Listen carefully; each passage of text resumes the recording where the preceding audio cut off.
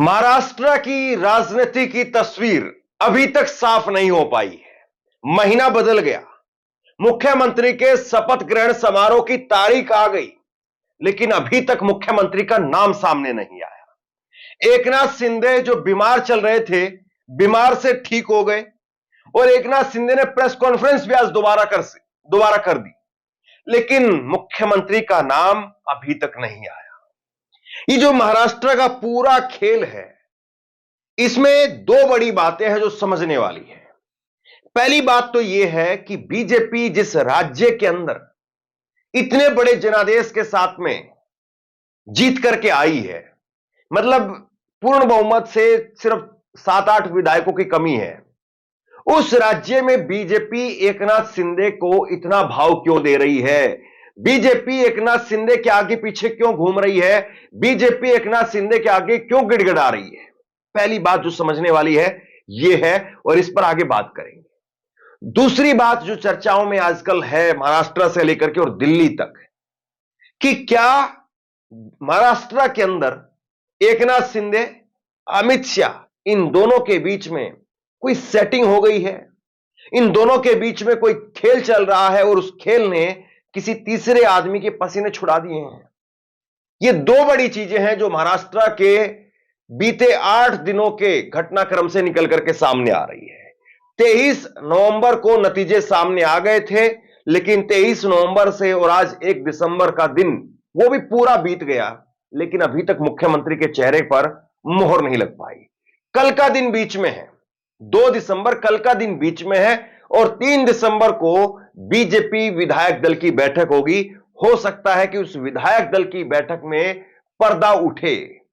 उस विधायक दल की बैठक में या तो पर्ची से कोई नया सीएम आए, या पर्ची से नहीं बल्कि वहीं पर एकनाथ शिंदे को हटा करके और देवेंद्र फडणवीस का मुखौटा ऊपर कर दिया जाए। क्या होगा? अब करीब करीब जो है वो मान करके चलिए 48 घंटे हैं। 48 घंटे में तय होगा कि महाराष्ट्र में क्या होगा, किसका सीएम बनेगा, कौन सीएम बनेगा। लेकिन भाजपा की तरफ से कम तारीख बता दी गई है। भाजपा के प्रदेश अध्यक्ष चंद्रशेखर बावनकुले ने शनिवार को कहा कि नई सरकार का शपथ ग्रहण 5 दिसंबर को मुंबई के आजाद मैदान में होगा। प्रधानमंत्री मोदी भी कार्यक्रम में शामिल होंगे। तो मतलब बारात कब आएगी, बारात कब चढ़ेगी, ये सारे कार्यक्रम पूरे से तैयार हो गए हैं। कब मेहंदी है, कब क्या है, सब तैयार है, लेकिन दूल्हा कौन है इस पर सस्पेंस है। और दूसरी तरफ जो बीमार होने की बात कह रहे थे एकनाथ शिंदे, एक ही दिन में स्वस्थ भी हो गए। मतलब यह भी अजीब बात है। यहां पर जुकाम हो जाए तो वो 3 दिन नहीं जाता है, खांसी हो जाए तो वो हफ्ते भर परेशान करती है, लेकिन ये गजब बीमारी थी जो एक दिन में ठीक हो गई। आज कार्यवाहक मुख्यमंत्री एकनाथ शिंदे 2 दिन अपने पैतृक गांव सतारा में रहे और शनिवार को उनकी तबीयत बिगड़ गई थी। मुंबई से आए डॉक्टरों ने उनका इलाज किया। अब ये डॉक्टर भी बड़े दिलचस्प हैं। अब वो ठीक हैं। रविवार को शिंदे सतारा के एक मंदिर गए और कुछ देर बाद मीडिया से बातचीत भी की। उन्होंने कहा कि अब मैं ठीक हूं। व्यस्त चुनावी कार्यक्रम के बाद मैं यहां आराम करने आया था। महायुति में कोई मतभेद नहीं है। सीएम पर फैसला पीएम मोदी और अमित शाह लेंगे। 2 दिसंबर को महाराष्ट्र का अगला मुख्यमंत्री तय होगा। गृह मंत्रालय पर खींचतान को लेकर के उनसे 3 बार सवाल किया गया, लेकिन शिंदे ने जवाब नहीं दिया। शाम को वो सतारा से मुंबई पहुंचेंगे। तो ये गृह मंत्रालय पर वो चुप है और गृह मंत्री के यानी अमित शाह के हाथ में उनकी बागडोर है। ये दो बड़ी बातें जो है निकल करके सामने आ रही है कि क्या सिर्फ और सिर्फ गृह मंत्रालय को लेकर के एकनाथ शिंदे इतनी जो है वो आंखें अपनी दिखा रहे हैं, या बात कुछ और है। पहली सवाल पर आते हैं। मैंने 2 सवालों का जिक्र किया था कि बीजेपी इतना क्यों गिड़गिड़ा रही है एकनाथ शिंदे के आगे, जबकि 7-8 विधायकों की कमी है।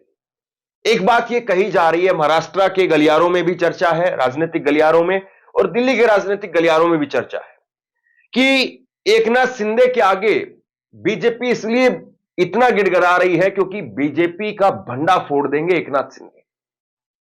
आपको पता है एकनाथ शिंदे की सरकार जब बनी, जब उद्धव ठाकरे को छोड़ करके वो बीजेपी के साथ गए, तो वो सहज नहीं गए थे, वो अपने आप से नहीं गए थे। वो पहले सूरत गए थे, सूरत से गुवाहाटी गए थे। वो पूरा जो खेल चला था वो ऐसे ही नहीं चला था। पूरे खेल के पीछे बीजेपी थी। और अब इस बात को कहा जा रहा है कि अगर एकनाथ शिंदे को दरकिनार करके, हाशिए पर रख करके बीजेपी ने अगर चाल चलने की कोशिश की, तो क्या रूट था सूरत का और सूरत से गुवाहाटी का, और उस रूट में क्या क्या हुआ, उस रूट में किसके हवाई जहाज में कौन गया कौन आया।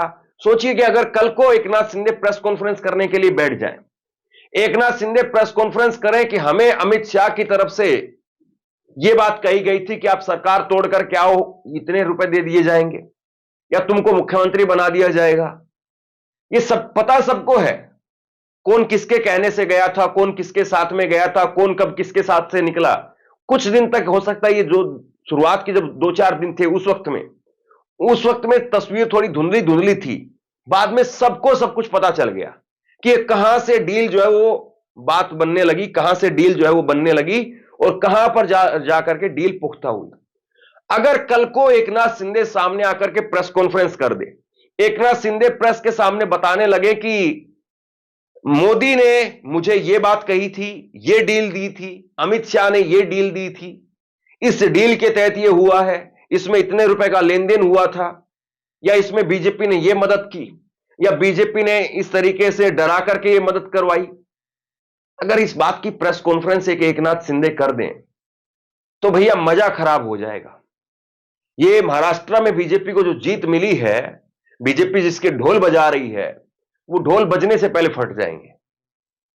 अब एकनाथ शिंदे उतनी हिम्मत दिखा पाएंगे नहीं दिखा पाएंगे अब अलग बात है, लेकिन कहीं ना कहीं वो कहावत कही जाती है कि चोर की दाढ़ी के अंदर तिनका होता है, और चोर जो है घबराता है, उसकी दाढ़ी में तिनका पहले से ही रहता है, वो घबराता है। अब उसको लगता है कि आप सामान्य तरीके से भी उसको देखेंगे, चोर को लगने लगता है कि इसने मेरे को पहचान लिया। आप बिल्कुल सामान्य तरीके से उसको देख रहे हैं, लेकिन उसको लगता है कि नहीं नहीं इसने मेरे को पहचान लिया, शायद इसने मेरे को देखा होगा। वो भागने लगता है, जबरदस्ती पकड़ा जाता है। तो कई बार ऐसा भी जो है वो हो सकता है। तो इसलिए ये जो चर्चा है कि बीजेपी जो है वो एकनाथ शिंदे के सामने इसलिए मोल भाव लगातार कर रही है, इसलिए उनको दरकिनार नहीं कर रही है एकनाथ शिंदे को, एकनाथ शिंदे के सामने इसलिए बीजेपी बार बार प्रस्ताव लेकर के आ रही है क्योंकि एकनाथ शिंदे बीजेपी की पोल खोल सकते हैं। पहली बड़ी बात, पहली बड़ी चर्चा महाराष्ट्र के अंदर यह है। दूसरी बड़ी चर्चा वो ये है कि एकनाथ शिंदे और अमित शाह इन दोनों की बातचीत हुई है, या एकनाथ शिंदे और मोदी इनकी बातचीत हुई है। दोनों मोदी और शाह तो कोई अलग अलग नहीं है, और इन दोनों को आप अलग अलग क्या देखें। तो दूसरी जो बड़ी चर्चा है वो ये है कि मोदी और एकनाथ शिंदे या मोदी और अमित शाह इन दोनों की बातचीत हुई है, और इसमें यह कहा गया है कि महाराष्ट्र के किसी भी नेता को हावी नहीं होने देना है। महाराष्ट्र का कोई भी नेता अपने आप को, भाजपा का नेता अपने आप को तुर्रम खाना समझे, और इसलिए हम उनको जो है वो डील करके या हम उनसे बातचीत करके हम उनके हाथ में चाबी देंगे, तुम डायरेक्ट चाबी नहीं दोगे। और किसको चाबी देनी है ये हम तय करेंगे, ताकि हमारी तवज्जो बनी रहे। मतलब कल को महाराष्ट्र के अंदर ऐसा ना हो कि देवेंद्र फडणवीस नरेंद्र मोदी के लिए अगले योगी आदित्यनाथ बनकर के बैठ गए। जैसे योगी आदित्यनाथ के बारे में कहा जाता है कि योगी आदित्यनाथ जो है वो बीजेपी के लिए एक ऐसी मुसीबत बन गए हैं जो आज नरेंद्र मोदी को परेशान करते हैं। यह बड़ी बात निकल करके आती है, लोकसभा चुनाव में भी निकल करके आया कि बीजेपी इसीलिए हारी उत्तर प्रदेश में क्योंकि योगी आदित्यनाथ ने पूरी मदद नहीं की। और अब विधानसभा चुनाव था, जब विधानसभा में केवल 9 सीटों पर उपचुनाव था, तो योगी आदित्यनाथ ने देखी कैसे पुलिस के घोड़े खुलवा दिए थे। तो बहुत बात होती है राजनीति के अंदर।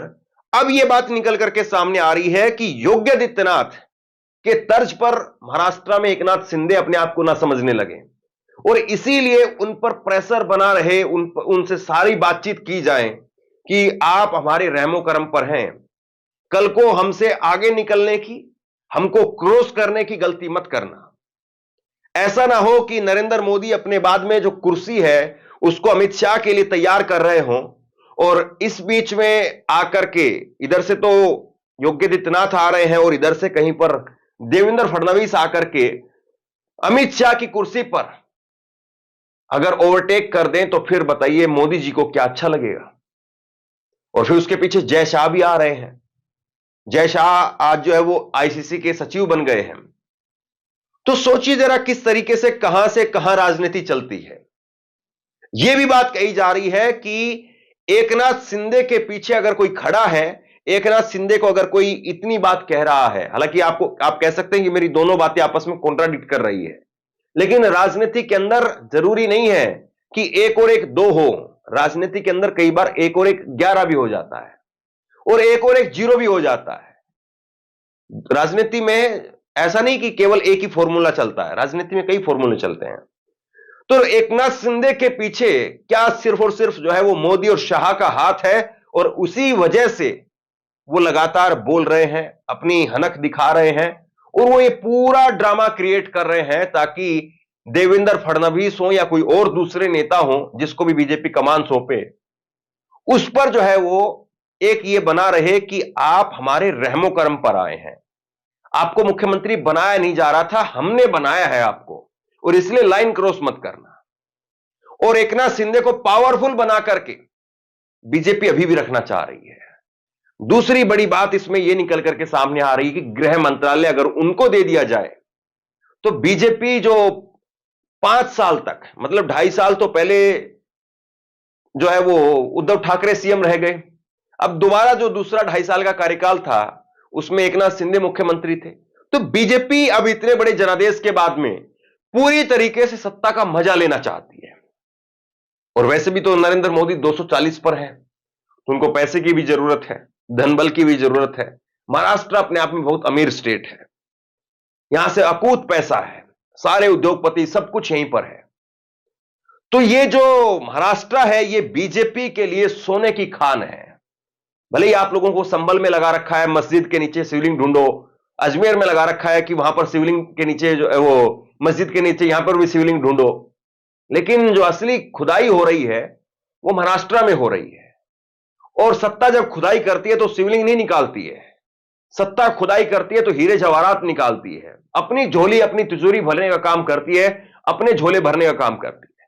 तो महाराष्ट्र बहुत बड़ा गेम है, महाराष्ट्र बहुत बड़ा गेम है। एक बार जब ये बात निकल करके सामने आई कि एकनाथ शिंदे वो सरकार में शामिल नहीं होंगे, एकनाथ शिंदे जो है वो उप मुख्यमंत्री भी नहीं बनेंगे, यह भी कहा गया कि एकनाथ शिंदे बाहर चले जाएंगे सरकार से, किसी और को मुख्यमंत्री उप मुख्यमंत्री बना देंगे और अपने आप को संगठन को मजबूत करने में झोंक देंगे।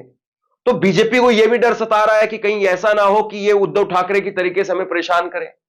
मतलब बीजेपी अब यह भी चाह रही है महाराष्ट्र के अंदर कि बाकी जितनी भी पार्टियां हैं, अब हम पूरी तरीके से फुल फ्लैश पावर में हैं, 2-4-6 महीने के बाद में 10-15 विधायकों को अपने साथ में लेंगे और हम पूरी तरह से सिक्योर हो जाएंगे।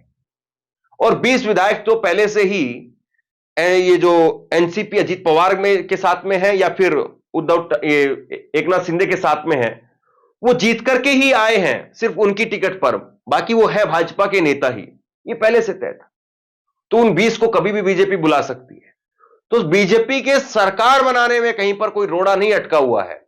अगर कोई रोड़ा अटका रहा है तो बीजेपी के अंदर के लोग हैं, और ये बीजेपी के अंदर के लोग क्यों आखिरकार रोड़ा अटका रहे हैं, यह समझना जो है बेहद दिलचस्प है।